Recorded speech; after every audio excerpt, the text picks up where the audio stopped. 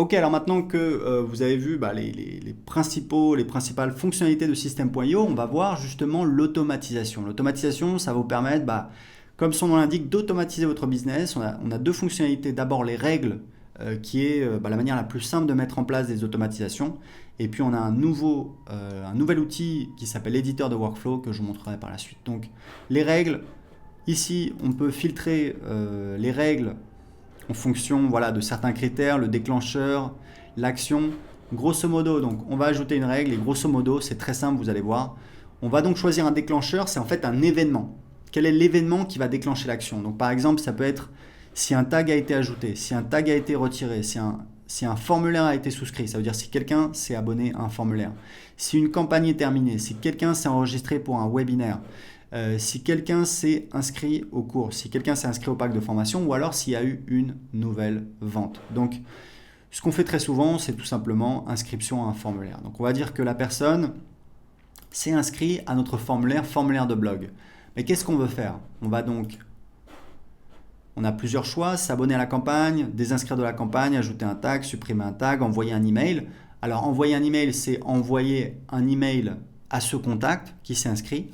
Mais on peut également envoyer un email à une autre personne, à une adresse spécifique. Par exemple, sur une page de paiement, vous faites une vente, vous voulez envoyer un email automatiquement à votre commercial, à un membre de votre équipe, pour tout de suite contacter le client pour passer à l'étape suivante, commencer à fournir le service à votre client. Vous pouvez également donner accès à une formation, donc un cours, une formation. Et ici, c'est une fonctionnalité avancée appelée un webhook.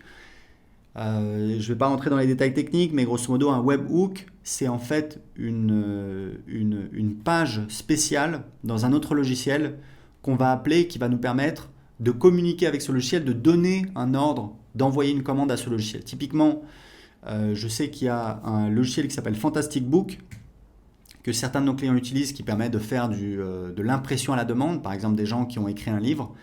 Eh bien, ces gens-là peuvent créer une page de vente, une page de paiement avec System.io. Sur la page de paiement, ils vont définir une automatisation.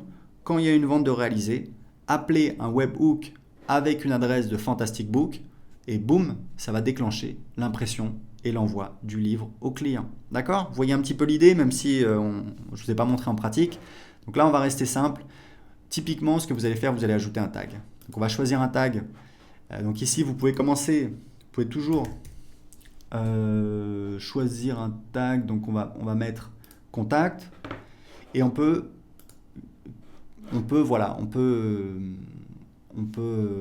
déclencher plusieurs actions pour le même événement. Donc par exemple s'abonner à la campagne. Alors pour l'instant, je pense qu'on n'a pas de campagne. Voilà, 7 conseils pour.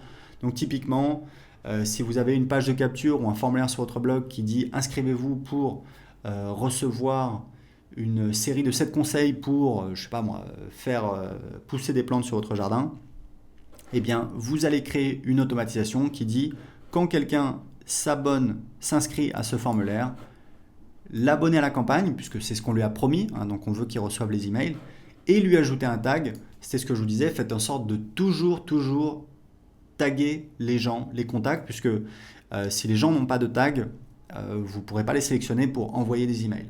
Mais vous avez un outil dans Contact qui vous permet de sélectionner uniquement, donc je vais enregistrer la règle, voilà un petit conseil.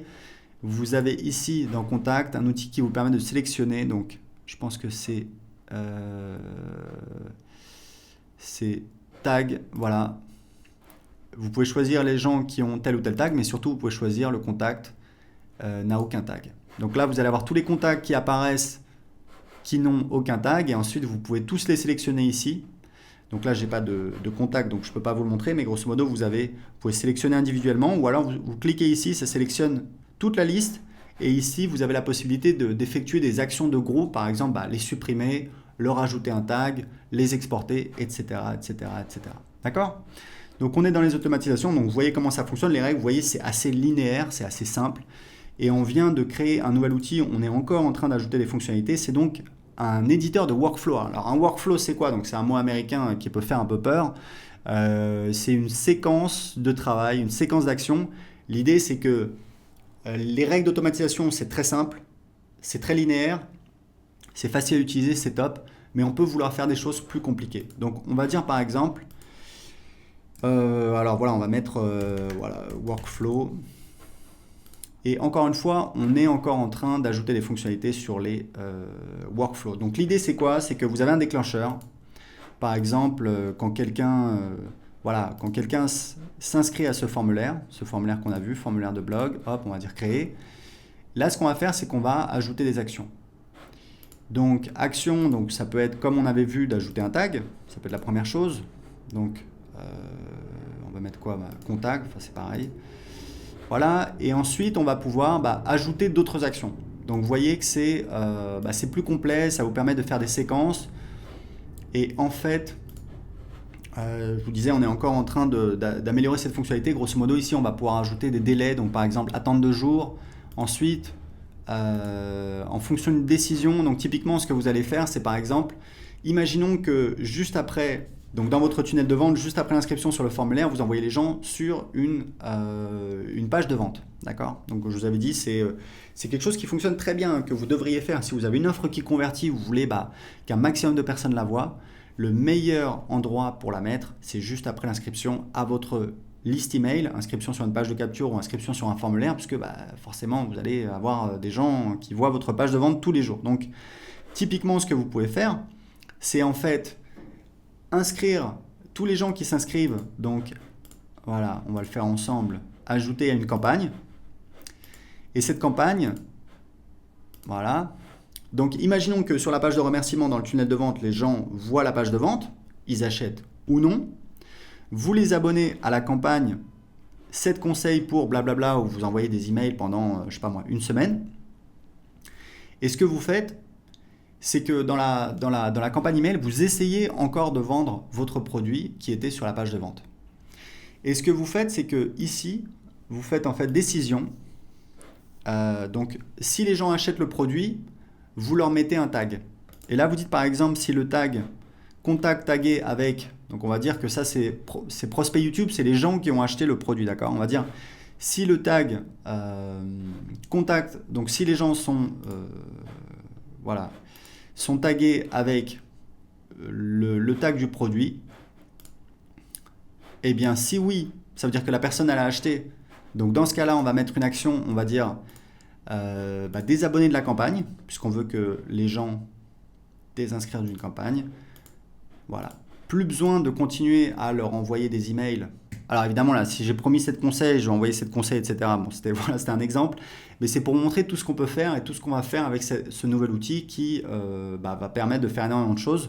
Notamment parce qu'on a une intégration avec Zapier qui arrive bientôt. Alors Zapier, c'est un logiciel qui permet de connecter des logiciels. Il y a des milliers de logiciels disponibles et donc ça vous permet potentiellement de faire à peu près tout ce que vous voulez. Donc vous voyez, c'était juste pour vous montrer un aperçu. N'hésitez pas à jouer avec. L'outil est assez facile à utiliser, assez intuitif. On va rajouter les fonctionnalités. Encore une fois, si vous avez des doutes, allez sur les pages d'aide ou demandez sur le groupe Facebook. Vous avez toute une communauté qui est là pour répondre à vos questions. Donc c'est fini pour l'automatisation avec System.io.